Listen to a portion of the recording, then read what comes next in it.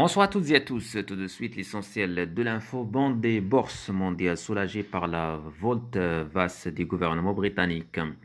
Les marchés boursiers progressaient nettement lundi, galvanisés par une ouverture en hausse notable de Wall Street, tandis que la livre et les emprunts de l'État britannique profitaient des annonces budgétaires des nouveaux ministres des Finances. À la bourse de New York, vers 14h10 GMT, le Dow Jones prenait 2%, le Nasdaq 3,46% et le S&P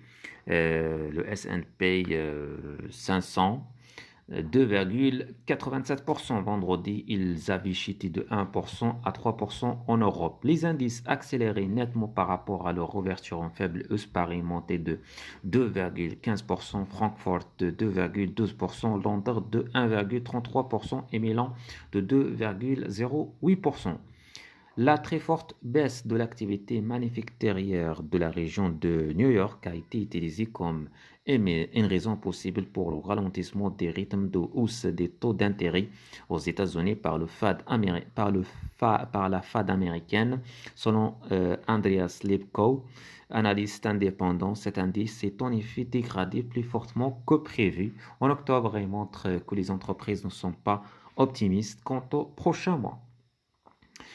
L'idée que la Banque centrale américaine pourrait ralentir ses hausses de taux dans les prochains mois aide au moins temporairement à trouver une raison d'acheter, ajoute Andreas Lepko. On note certains résultats trimestriels meilleurs que prévu.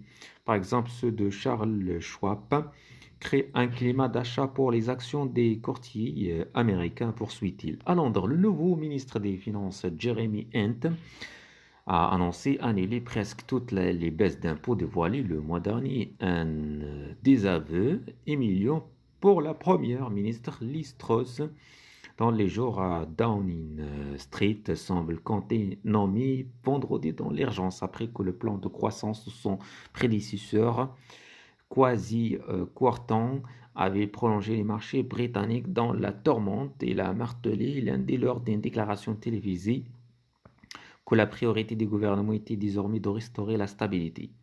Signe d'appréciation des marchés, la livre grimpait de 1,67% à 1,1359 $ vers 14h10 GMT. Le taux d'intérêt de la dette britannique à 10 ans reculait nettement, moins 37 points de base par rapport à la clôture de vendredi à 3,944%, tout en restant à des niveaux élevés. Les taux d'intérêt des autres dettes souveraines suivi le mouvement également en Europe comme en Amérique du Nord. Bank of America, solide malgré le contexte, Bank of America a annoncé lundi avoir réalisé un chiffre d'affaires trimestriel supérieur aux attentes au troisième trimestre. Mais son profit a reculé après qu'elle a mis à davantage d'argent de côté, notamment pour se préparer à une détérioration de la situation économique. Le titre montait de 4,50%. Banque Populaire se rachète en renouvelable. Le géant britannique des hydrocarbures PP, moins 0,91%, a annoncé lundi le rachat des producteurs américains de gaz renouvelable Archaea Energy, plus 52,43% à Wall Street pour 1,1 milliard de dollars, dont 800 millions par endettement. L'action des groupes de vente de vêtements en ligne en difficulté plongée de 6,42% après avoir confirmé des informations de presse selon lesquelles il est en train de renégocier sa dette.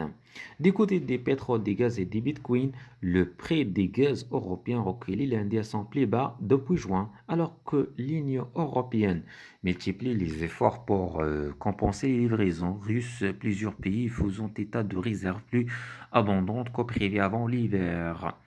Le contrat à terme des TTF néerlandais, référence des gaz naturels en Europe, coté 130,90 € le mégawattheure vers 14h10 GMT après avoir reculé jusqu'à 129,20 €, un niveau plus vu que depuis fin juin.